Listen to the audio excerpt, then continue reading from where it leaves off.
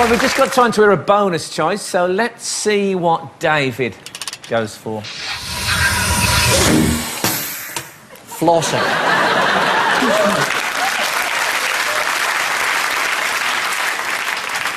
I feel duped by flossing. Growing up in the 70s and the 80s, it didn't exist. It wasn't a thing. Nobody ever talked about it. Maybe it was just the west of Scotland, but I don't think... I've asked around, and it just wasn't something that people talked about. Suddenly, around about 1990, it seems to appear fully formed as a brand new thing to make you feel bad about yourself.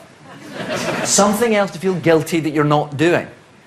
Out of nowhere. So now, instead of being introduced as going, oh, we've got a brand new thing, someone's gone out into the world and found this lovely new thing, let's try it. No, they go out, they find it.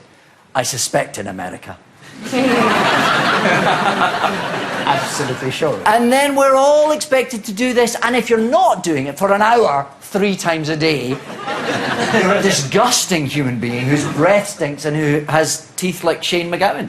And I don't understand where it came from and where the kind of tyranny of it materialised, and I don't like it. I don't like the sensation as that little bit of wire gets forced through a tiny little gap, and I hate that thing as something pings out from under your gum line, half digested from several years back, and fills your mouth with this taste like decaying corpse.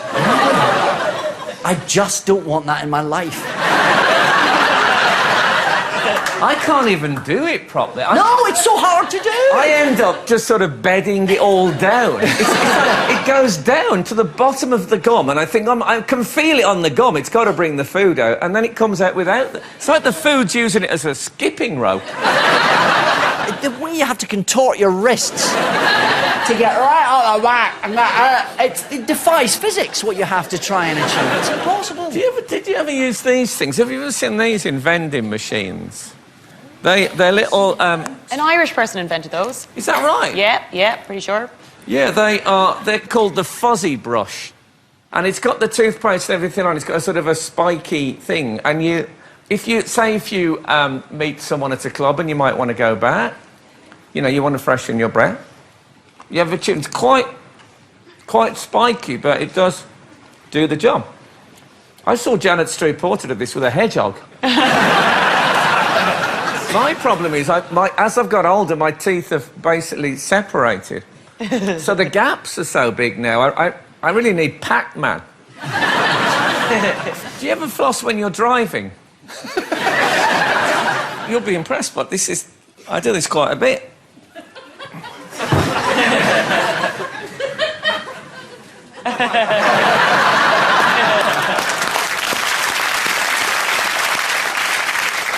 Ideally, you need a Yorkshire Terrier on the back seat so you can flick the bits of... I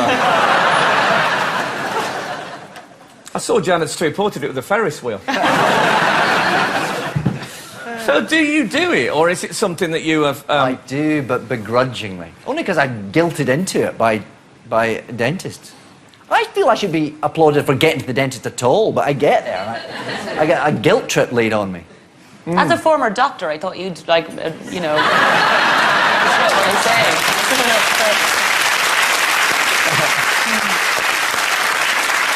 With my teeth now, again, as you get older, if I have a ham sandwich, I would say a third of it remains in my teeth. I end up with a sort of natural gum shield.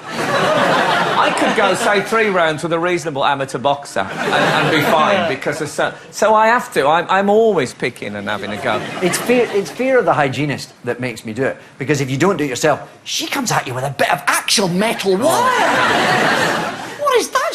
There should be a European convention against that. So this is an alternative method which you might find preferable to flossing. Come here.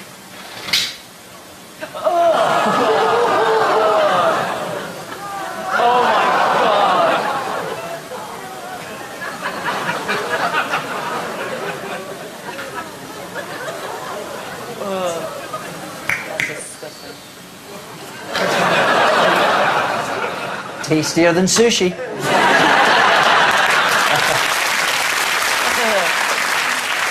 in Janet Street Porter do it with a kestrel. Well, it doesn't matter what I think, David. It's your bonus choice. It's going into room 101. Thank you, Frank.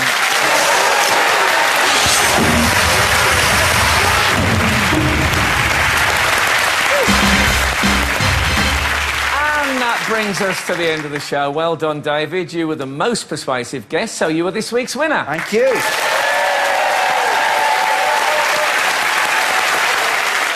In no way helped by the fact that you were Doctor Who, can I point that out? Thanks very much, David Tennant, Sir Trevor MacDonald and Aisling B, and thank you. Good night.